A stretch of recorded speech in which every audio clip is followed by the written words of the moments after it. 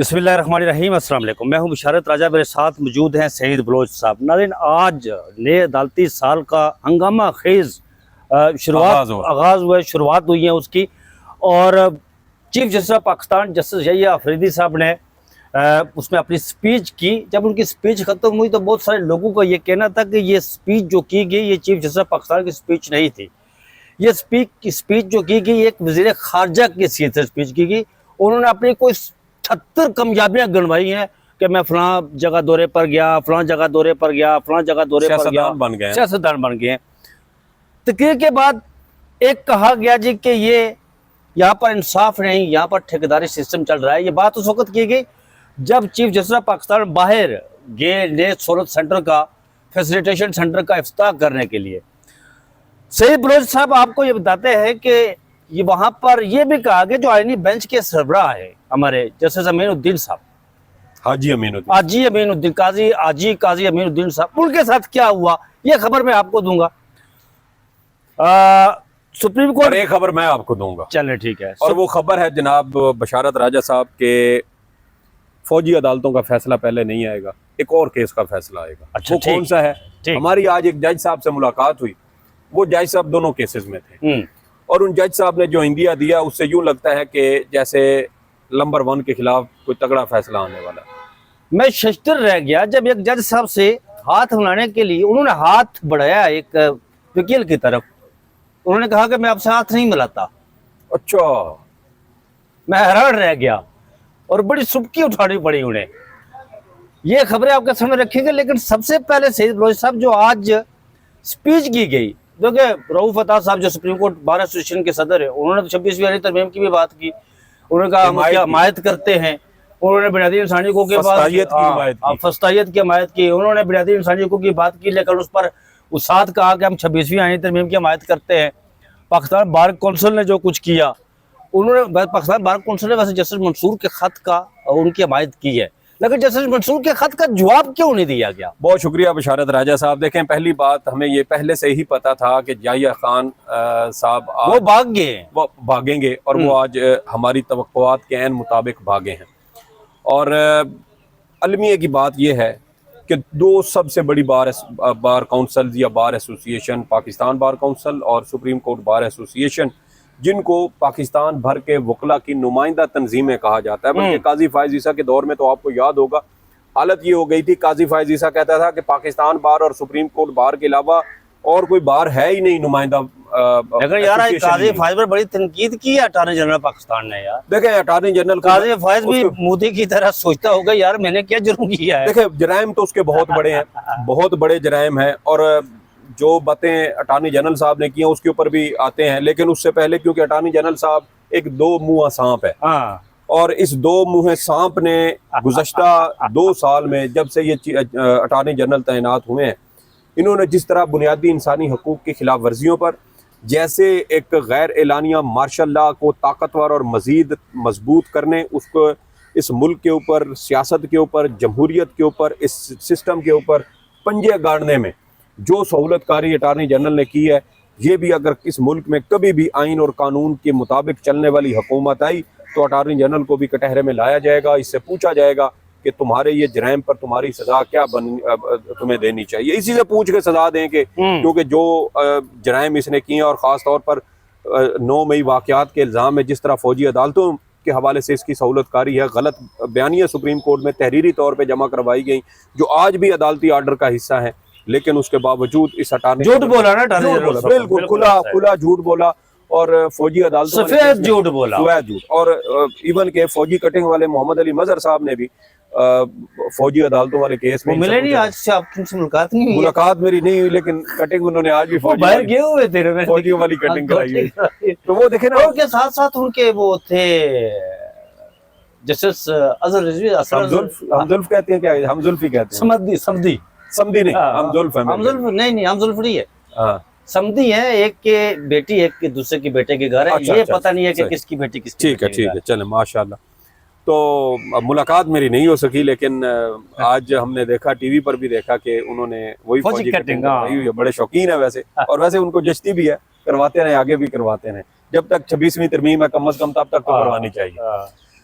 तो आज जनाब याहिया खान अफरीदी साहब से हमें ये उम्मीद थी कि कहीं ना कहीं चले कुछ ना कुछ बात कर लें। 6 सवालात हैं, ज्यादा ना दें। एक का वैसे उन्होंने थोड़ा सा जवाब यूं दिया कि 10 सितंबर को उन्होंने एक लार्जर बेंच बनाया जस्टिस मंसूर अली शाह की सरबराही में, और इस लार्जर बेंच में उन्होंने 3 सीनियर जजेस को भी डाल दिया। एक तो मंसूर अली शाह साहब हैं, जस्टिस मुनीब अख्तर हैं, और फिर साथ जस्टिस अकील अब्बासी साहब हैं, और चौथे जज हैं जस्टिस शकील अहमद साहब जो खैबर पख्तूनख्वा से ताल्लुक़ रखते हैं। हाँ जी, हाँ जी। तो ये बेंच बनाया गया, और उसमें भी आप देखें तो ज़्यादातर जो माली मामलात हैं या पाकिस्तान कस्टम से रिलेटेड जो मुकदमात हैं वो समाअत के लिए मुकर्रर किए गए हैं। इससे हमें एक ये वाज़ेह ताज़ुर मिलता है कि याहिया अफरीदी साहब दबाव में तो हैं। जस्टिस मंसूर अली शाह ने गालबन 24 अक्टूबर 2024 को काजी फायज़ ईसा के खिलाफ एक ख़त लिखा था, और उस आखिरी ख़त में मंसूर अली शाह ने काजी फायज़ ईसा को अदालती गद्दार कहा था। उनके करीबी दोस्त रहे हैं माजी में, 30-40 साल की दोस्ती थी उनके साथ भी, और काजी फायज़ ईसा को बचाने वाला जो दमाग कहा जाता है वो जस्टिस मंसूर अली शाह को कहा जाता है, क्योंकि उस ग्रुप के जितने भी जजेस थे उन सब को लेकर चलना, हिकमत अमली क्या इख्तियार करनी है, कैसे करना है, ये सारी चीज़ें कहा जाता है कि जस्टिस मंसूर अली शाह का ब्रेन चाइल्ड थी। और जस्टिस मंसूर अली शाह ने काजी फायज़ ईसा को बचाया, और फिर काजी फायज़ ईसा ने जस्टिस मंसूर अली शाह की पीठ में छुरा घोंपा, डंक मारा। हाँ, और फिर वही चीज़ें आप देखें कि चीफ जस्टिस याहिया अफरीदी साहब कर रहे हैं। यानी 40-50 साल पुरानी दोस्ती, और एक ओहदे के ऊपर आकर वो सारी लीरो यार। वो आज उन्होंने कहा कि मैं सिर्फ 2 गाड़ियां रखी हैं, बाकी में दे देती हैं वापस। देखें ये चीजें काजी फायज़ ईसा ने भी की थी, नौटंकी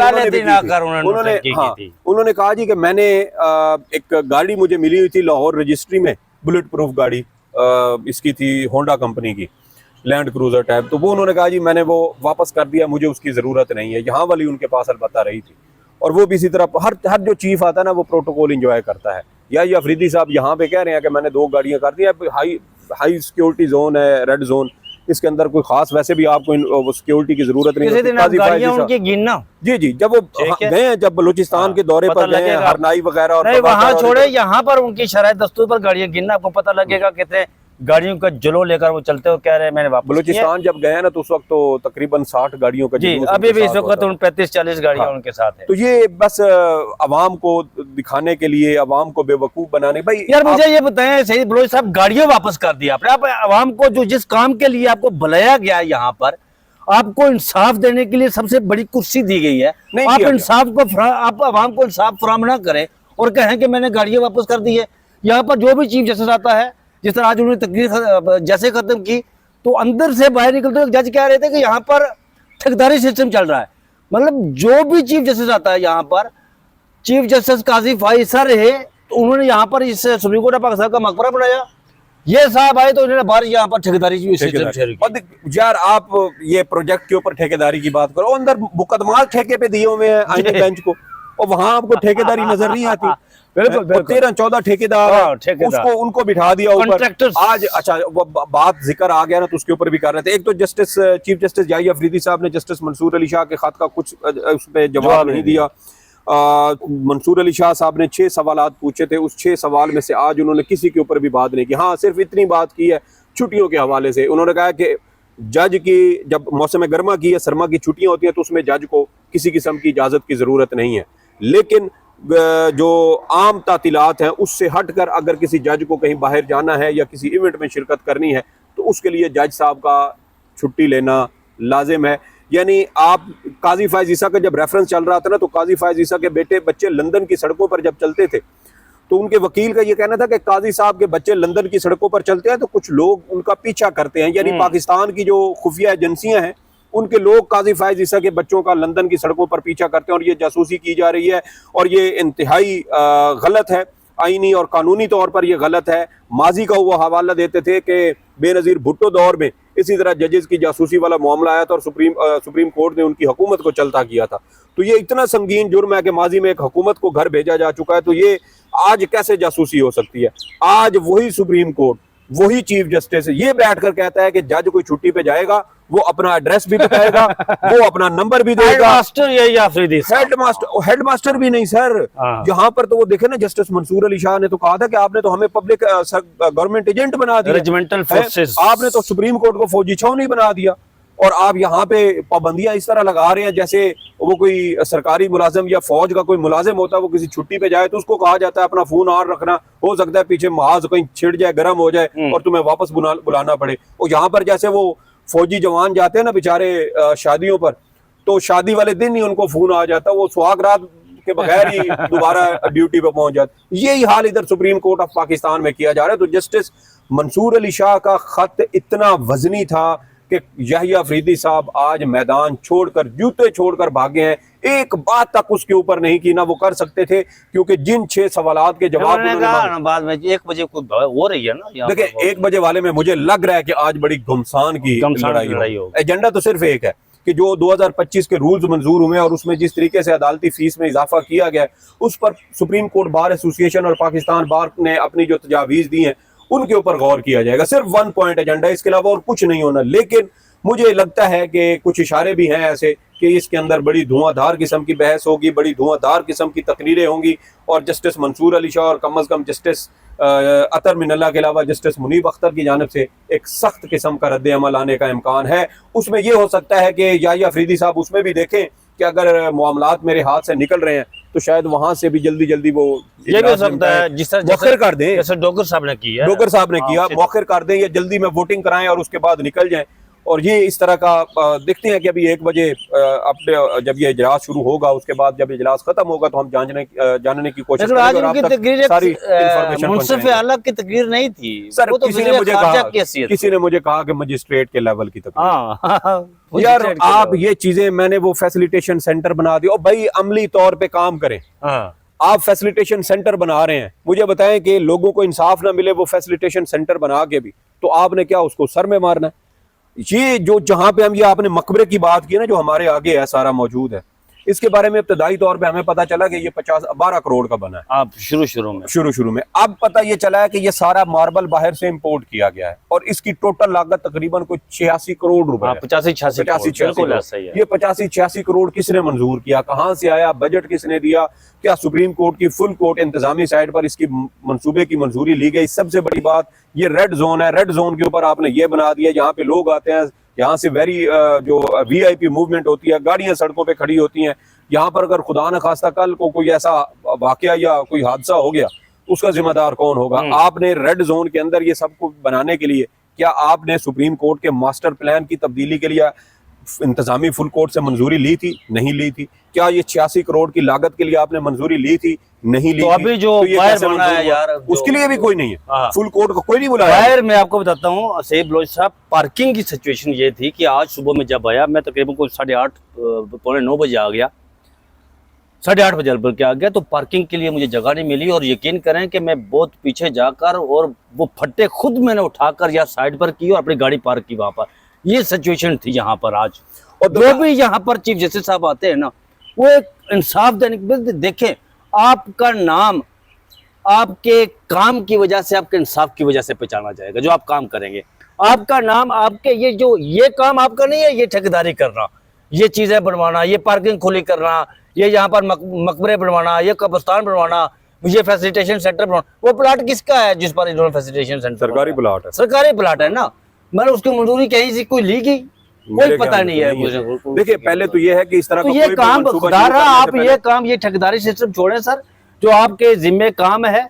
आपने अपनी तकरीर में आपने कोई 78 अपनी 75 76 78 अपनी कोई कामयाबियां गिनवाई है, 110 प्रेस रिलीज जारी की है, वो सारी तकरीबन वो सारी गिनवाई है। उसमें कहीं आपने जिक्र नहीं किया कि बुनियादी इंसानी हकूक के वाले से आपने क्या काम किया, लोगों को इंसाफ फराहमी के वाले से आपने क्या काम किया, जो ख्वातीन के वाले से मुकदमात में जिस तरीके से जुल्म हो रहा है उसके ऊपर किया, कोई बात नहीं की। ऐवानों के ये बात कर रहे हैं ना कि हम आइन कानून के मुहाफिज हैं, और भाई 3 ऐवान, सूबाई असम्बली पंजाब, कौमी असम्बली और सेनेट, ये 3 ऐवान है आपकी। उनके 3 अपोजिशन लीडर 9 मई वाकयात के जेली मुकदमात में उनको डी-सीट कर दिया गया, नाअहल कर दिया गया। चीफ जस्टिस कहाँ पे है? निजाम इंसाफ कहाँ पे है? आप बात करते हैं कि पार्लियामेंट सुप्रीम है, पार्लियामेंट, क्या आपने पार्लियामेंट के मुंह पे आपने जूता मारा है कि उसके जो अपोजिशन लीडर है उसको आपकी अदालतों ने, लोअर जो आपका मजिस्ट्रेट है उसने उसको डी-सीट कर दिया, नाअहल कर दिया, जबकि वो बंदा वहां पे उस जिले के अंदर मौजूद तक नहीं था। लेकिन आपने उसको, और ये सुप्रीम कोर्ट ऑफ पाकिस्तान की ये जिम्मेदारी नहीं थी जब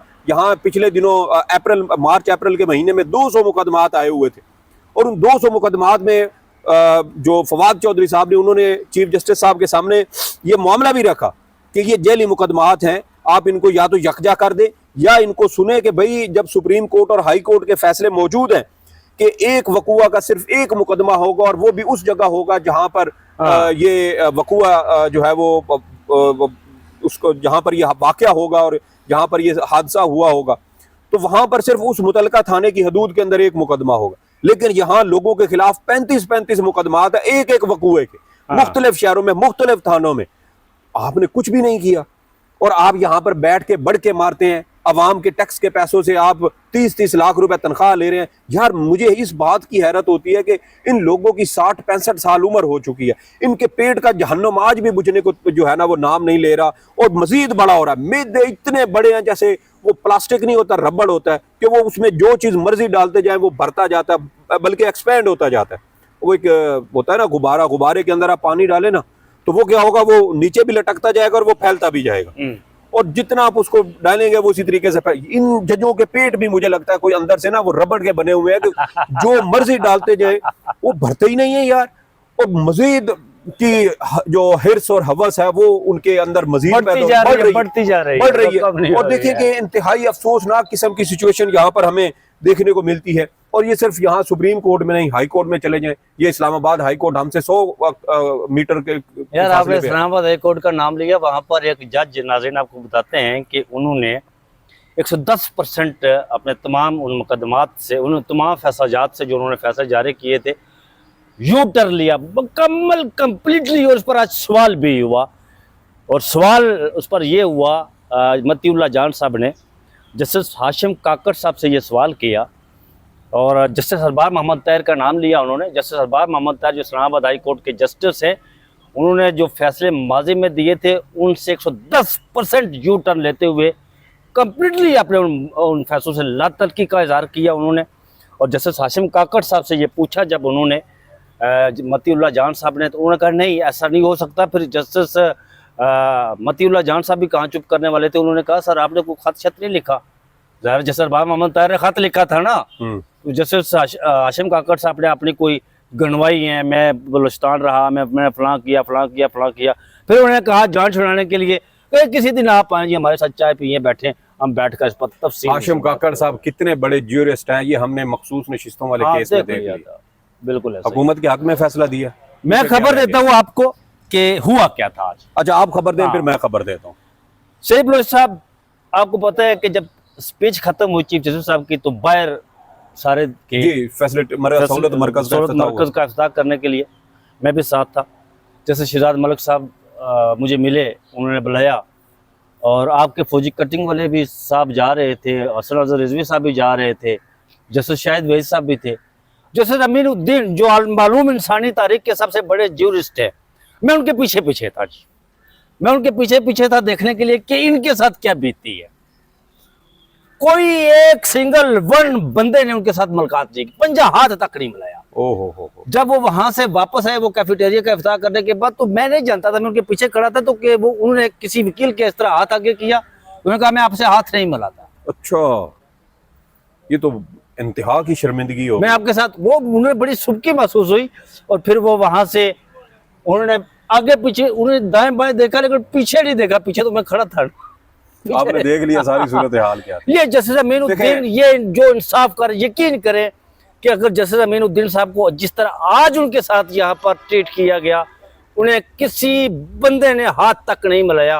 वो बाहर पूरी जो आज की ये तकरीब थी, तो जब बाद में जाएंगे तो अभी तो काली फायजिसा के साथ पता है पिछले साल क्या हुआ था? तो कौन सी बेकरी थी इधर यार, कर्टिस के पता नहीं किस तरह इसी तरह का, मुझे भी नाम उनका याद नहीं है। उनका बहरहाल ब्लू एरिया में बेकरी थी, वहां पर गए तो एक मुलाजिम ने उनको क्या कहा था, है लाना तो आप पर, अल्लाह माफ करे, नाम पूछ कर।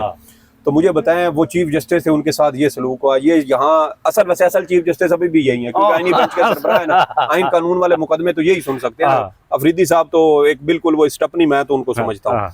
तो इनके साथ ये हो जाना, कुदरत जो होती है ना, रब उसने अपना निजाम बैलेंस रखना है। अच्छा, आप अपनी खबर रखना है, तो ये इनके लिए इबरत है। पकड़ने तो 100 बिस्मिल्लाह नहीं, तो कुदरत ने फिर जब वट निकालने, बड़े खूबसूरत ट्वीट याद आता है इसके बाद आपने खबर दी, जी, उन्होंने कहा लोग आंखें बंद कर लें तो भले बंद कर लें, हुलिया बदलते काजी फाइसा से इबरत पकड़े। बिल्कुल इसी तरह। अब आते हैं जनाब उस अहम खबर, हमारे आपकी हाजी साहब से मुलाकात हुई तो सुप्रीम कोर्ट के एक जज हैं जो इस्लामाबाद हाई कोर्ट के 5 जजेस के सीनियरिटी वाले मुकदमे में भी थे। और हाजी साहब से मेरी मुलाकात नहीं हुई, आप ये गलत सॉरी पीछे यार, वो एक तरह की मुलाकात ही है ना, आप उनके पीछे खड़े थे, आपने बिल्कुल सारा देख लिया। नहीं, मैं जैसे शहजाद मलिक साहब से मिला, बाकी मिला, मैं हाजी साहब से मैंने। अच्छा, आपका भी दिल नहीं किया? नहीं, मैंने मिलता ही नहीं हूँ। चल, अच्छा, दूसरा वो जो जज साहब थे ना, वो फौजी अदालतों वाले केस में भी थे।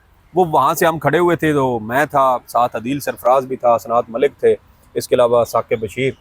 वो वापस जब आ रहे थे ना, तो हम उनके पास गए, उनको सलाम किया, पूछा उनसे, सर के ये फैसले आने थे, आए नहीं अभी तक, साल हो गया, क्या मामला है? तो उन्होंने कहा फौजी अदालतों वाले मामले में हमने अपना नोट लिख कर, अपना फैसला लिख कर दे दिया है। और चूँकि आपको पता है कि याहिया खान अफरीदी साहब ने भी पिछले दिनों कुछ रूल्स में तरामीम की थी, जिसके मुताबिक कि जब तक अक्सरियती फैसला नहीं आएगा तब तक आप इख्तलाफी नोट भी नहीं दे सकते। तो इस तरह जस्टिस जमाल मंदखेल साहब और जस्टिस नईम अफगान और जो दीगर इख्तलाफी राय रखने वाले हैं फौजी अदालतों वाले केस में, उन जजेस का इख्तलाफी नोट तैयार हो चुका है। वो फैसला अक्सरियती जो बेंच वाले, ये फैसले वाले जजेस हैं, उनको भिजवा दिया गया है, लेकिन ये फैसला अभी नहीं आएगा। इस फैसले में ताखीर है, मुमकिन तौर पे हाई कोर्ट के जजेस वाला आएगा, हाई कोर्ट के जजेस वाला पहले आएगा। वो फिर हमने उनसे पूछा, बल्कि उन्होंने खुद कह दिया कि फौजी अदालतों वाला पहले नहीं आएगा, इस्लामाबाद हाई कोर्ट के जजेस वाला जो मामला है वो पहले आएगा। उस पर भी फैसला जो है वो अगले, मतलब उनके कहने का से जो मुझे तासुर मिला वो शायद कि अगले हफ्ता 2 हफ्ते के अंदर अंदर शायद ये फैसला हाई कोर्ट के जजेस की सीनियरिटी वाला जो मामला है उसके ऊपर फैसला आ जाएगा। जज साहब जो थे ना, उनकी बातों से मुझे ये भी तासुर मिला है कि इस्लामाबाद हाई कोर्ट के जजेस वाले मामले पर भी, और मुमकिन शेर भी लिखा था इस्लामाबाद हाई कोर्ट शेर, और इस्लामाबाद हाई कोर्ट के जो फौजी अदालतों वाला केस है उसमें भी मुमकिन तौर पे नंबर 1 यानी कि ISI के हवाले से कुछ बड़ी सख्त किस्म की ऑब्जर्वेशन आने वाली हैं, और उसमें जज साहब ने आज इंदिया दे दिया है। वो बड़े मैनी खेज किस्म की मुस्कुराहट के साथ उन्होंने कहा, बल्कि अदील सरफराज ने यह सवाल भी उनसे किया कि 9 माह हो चुके हैं, अभी तक आईनी बेंच ने किसी किस्म की आइन की या कानून की तशरीह नहीं की। तो ये बड़े अलमनाक किस्म की एक सिचुएशन है कि भाई आपने जो आईनी बेंच जिस मकसद के लिए बनाया था, वो मकसद के अलावा बाकी वो सारे काम कर रहा है। यानी कहा मकसद ये था कि आइन और कानून की तशरीह होगी, फैसले जल्द से जल्द आएंगे, और जो उसमें रुकावटें डाली जाती हैं या मनपसंद बेंच बनाए जाते हैं वो चीज़ नहीं होगी। तो वो सारे काम हो रहे हैं जिसके ऊपर शकूक व शुबात का पहले इजहार किया जाता था। तो उस पर उन्होंने कहा कि आप देखेंगे बहुत जल्द ये फैसले आने वाले हैं।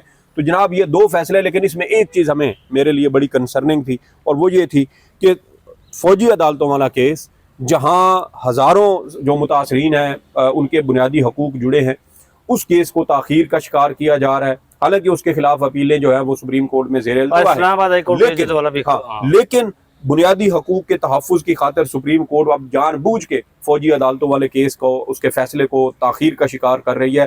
क्योंकि अगर आप इस फैसले को ताख़ीर का शिकार करेंगे तो जब तक ये तफसीली वजूहात आएंगी तो उसके बाद देखें कि जो दरखास्तें दायर हुई हैं उसमें तरामीम होंगी। दरखास्त गुजार तफसीली फैसले को मद्देनजर रखते हुए अपनी इस्तदा में तरमीम करेंगे, अपने ग्राउंड्स में तरमीम करेंगे और अदालत में नई दरखास्तें जमा करवाएंगे। तो जानबूझ के उसको लटकाया जा रहा है, तूल दिया जा रहा है। उसके मुझे ये लगता है कि शायद मकसद यही नजर आता है कि ज्यादा से ज्यादा सजाओं को जो है वो तब तूल दिया जाए, मुकदमात को, फैसले को तूल दिया जाए, ताकि जो एजेंडा शायद हमारी इस्टेब्लिशमेंट पूरा करना चाहती है वो हर तरीके से पूरा हो सके। तो नाज़रीन, ये थी अब तक की अपडेट। 1 बजे हंगामा खेज इजलास होने जा रहा है और आज अडाला जेल से भी खबरें आएंगी। जी, वो इमरान खान साहब की तीनों बहनों को मुलाकात की इजाजत मिल गई है। बड़ी आम खबरें आएंगी इंशाअल्लाह। हम आम खबरों के साथ अगले भी इलाके में दोबारा हाजिर होंगे। तब तक मुझे और सईद बलोच साहब को इजाजत दीजिए। अपना बहुत ख्याल रखिएगा। अल्लाह हाफिज़।